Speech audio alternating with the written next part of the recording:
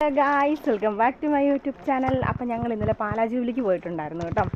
അപ്പം 8-ാം തീയതി ആയിരുന്നു എല്ലാ വർഷവും അവിടെ ടാബ്ലോ മത്സരമൊക്കെ നടക്കുന്നത് കേട്ടോ. അപ്പോൾ ഈ വർഷം മാത്രം അത് 7-ാം തീയതി ശനിയാഴ്ചയായിരുന്നു കേട്ടോ. അപ്പോൾ അതുകൊണ്ട് ഞങ്ങൾക്ക് അതൊക്കെ മിസ്സായിപ്പോയി. ഒന്നും ഞങ്ങൾ അറിഞ്ഞില്ല കേട്ടോ, കാണാൻ പറ്റിയില്ലായിരുന്നു. അപ്പം ഞങ്ങളത് കൂടാതെ ഫെസ്റ്റും പിന്നെ പെരുന്നാൾ കൂടാനും എല്ലാത്തിനും പോയി കേട്ടോ. എല്ലാം വളരെ ഹാപ്പി ആയിട്ട് അടിപൊളിയായിട്ട് ഞങ്ങളിങ്ങനെ പോന്നു. അപ്പോൾ ഞങ്ങൾ ഐസ്ക്രീമൊക്കെ മേടിച്ച് കഴിച്ചു. ജലദോഷമൊന്നും പോയിട്ടില്ലായിരുന്നു, എന്നാലും ഞങ്ങൾ ഐസ്ക്രീമൊക്കെ കഴിച്ചു കേട്ടോ. നല്ല അടിപൊളിയായിട്ട് ഇങ്ങനെ പോകുന്ന സമയത്ത് ഞങ്ങൾക്കൊരു പ്രശ്നം ഉണ്ടായി കേട്ടോ ഗൈസ്. ഭയങ്കര തിരക്കായിരുന്നു. വണ്ടിയൊക്കെ ഇടാനും പാർക്ക് ചെയ്യാനൊന്നും ഒന്നും സ്ഥലമില്ലായിരുന്നു കേട്ടോ. അപ്പോൾ ഞങ്ങളൊരു പള്ളിയുടെയൊക്കെ മണ്ടയിലൊരു ഗ്രൗണ്ട് ഉണ്ടായിരുന്നു കേട്ടോ. അപ്പം ലാലംപള്ളിയുടെ കേട്ടോ. അപ്പോൾ പള്ളിയുടെ ഗ്രൗണ്ടിൽ കൊണ്ടുപോയി ഞങ്ങൾ വണ്ടി പാർക്ക് ചെയ്തിട്ട് ഞങ്ങൾ താഴോട്ട് ഇറങ്ങി നടന്നാണ് കേട്ടോ വന്നത്. നടന്നു വന്നു. പിന്നെ പിള്ളേരെയൊക്കെ ഇതിലൊക്കെ ഞങ്ങളിങ്ങനെ ഫെസ്റ്റിൻ്റെ അടുത്ത് പോയി അത് ട്രെയിനിലൊക്കെ കയറ്റി എല്ലായിടത്തും കയറ്റി ഐസ്ക്രീമൊക്കെ കഴിച്ചിട്ട് ഞങ്ങൾ തിരിച്ചു വരുന്ന വഴിക്ക് ഞങ്ങൾ പെട്ടെന്ന് വണ്ടിയെ കയറി കേട്ടോ. ഭയങ്കര തിരക്കായിരുന്നു. വണ്ടിയുടെ ആണെങ്കിലും റോഡിലൊക്കെ ആണെങ്കിലും വണ്ടിയുടെ തിരക്കായിരുന്നു കേട്ടോ. വണ്ടിയെ ചാടി കയറിയപ്പം പെട്ടെന്ന് കൊച്ച് ഡോറിൻ്റെ അടുത്ത് കൈ വെച്ചേക്കുമായിരുന്നു കേട്ടോ. പക്ഷേ ഞാൻ കണ്ടില്ല. പെട്ടെന്ന് ഞാൻ കതക് അടച്ചു കേട്ടോ. ഡോർ അടച്ചപ്പോൾ എൻ്റെ കൊച്ചിൻ്റെ കൈക്ക് ചെറിയൊരു പറ്റിയിട്ടുണ്ട് കേട്ടോ. ഞാൻ കാണിച്ചു തരാം. കണ്ടോ, സത്യത്തിൽ ഞാൻ ശരിക്കും പേടിച്ച് പോയി കേട്ടോ ഗൈസ്. എന്തെങ്കിലും പറ്റിയെന്നാണ് ആക്ച്വലി ഞാൻ ഓർത്തത് കേട്ടോ. പക്ഷെ ദൈവഗുരുത്തം കൊണ്ടൊന്നും പറ്റിയില്ല. ഈ ഒരു വിരളാട്ടോ പെട്ടുപോയത്. എന്തെങ്കിലും ശരിക്കും പറ്റിയെന്നാണ്. അവൾ ഭയങ്കരമായിട്ടും കിടന്ന് കരയുമായിരുന്നു കേട്ടോ. കിടന്ന് ഭയങ്കര ബഹളമായിരുന്നു. ഭയങ്കര ബഹളമായിരുന്നു.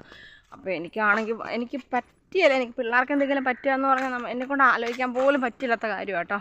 എങ്ങനെയാലും ഞാൻ ഓർത്ത് പാതാളം തുറന്ന് താഴോട്ടെങ്ങാനും ഇറങ്ങിപ്പോയാലോ എന്ന് വരെ ഞാൻ ഓർത്ത് പോയി. അങ്ങനെ എങ്ങാനും ഉണ്ടായിരുന്നു ഞാൻ അങ്ങനെ ചെയ്യുള്ളൂ. കാരണം എനിക്ക് സങ്കടം സഹിക്കാൻ പറ്റിയല്ല. കൊച്ചു കിടന്ന് ബഹളം വയ്ക്കുന്നു. കുറച്ച് നേരം കഴിഞ്ഞപ്പോഴത്തേക്കും നമ്മൾ ബഹളമെല്ലാം നിർത്തി കിടന്നു കേട്ടോ.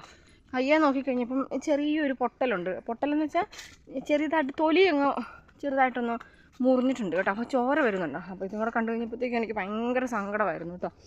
ചേട്ടായാണെങ്കിൽ ഭയങ്കരമായിട്ട് ബഹളം വെക്കുന്നു. എല്ലാത്തിനെയും കൂടെ ഞാൻ കൊണ്ടുപോയി എന്നെ പാലാജീവിലേക്ക് കൊണ്ടുപോയി മര്യാദയ്ക്ക് അങ്ങനെയാണെന്നൊക്കെ പറഞ്ഞ് ഭയങ്കരമായിട്ട് ബഹളം വെക്കുന്നു. പിന്നെ സാരമില്ല പോട്ടെ എന്നൊക്കെ ഓർത്ത് ഞങ്ങൾ പിന്നെ ഇരുന്നു കേട്ടോ. അപ്പോൾ ഞങ്ങൾ ആശുപത്രി പോകാമെന്ന് ഓർത്താണ് ഇരുന്നത് രാത്രിയിലെ. അപ്പോൾ ആശുപത്രി പോകാൻ വേണ്ടി ഞങ്ങൾ വന്നു കഴിഞ്ഞപ്പം കൊച്ചിനെ ഞങ്ങൾ നോക്കിക്കഴിഞ്ഞപ്പോൾ ചേട്ടായി പറഞ്ഞു കുറച്ച് നേരമായി കൊച്ചിൻ്റെ കൈ പൊട്ടിയിട്ട് കേട്ടോ.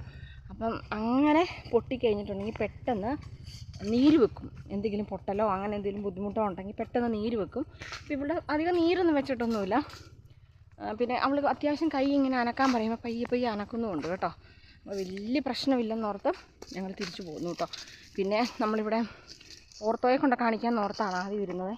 പിന്നെ അത് കഴിഞ്ഞപ്പോൾ വിചാരിച്ചു ഓർത്തോയെ കാണിക്കണ്ട, ഇന്ന് പോകാമെന്ന് ഓർത്തോണ്ടായിരുന്നു. പേട്ടയിലൊരു നടക്കൽ ഒരു ഓർത്തോ ഡോക്ടറുണ്ട്, പുള്ളീനെ കാണിക്കാമെന്ന് ഓർത്താട്ടോ വരുന്നത്. അല്ല നമ്മൾ ആശുപത്രി ചെന്ന് കഴിഞ്ഞാൽ അവരതും ഇതെല്ലാം ടെസ്റ്റും.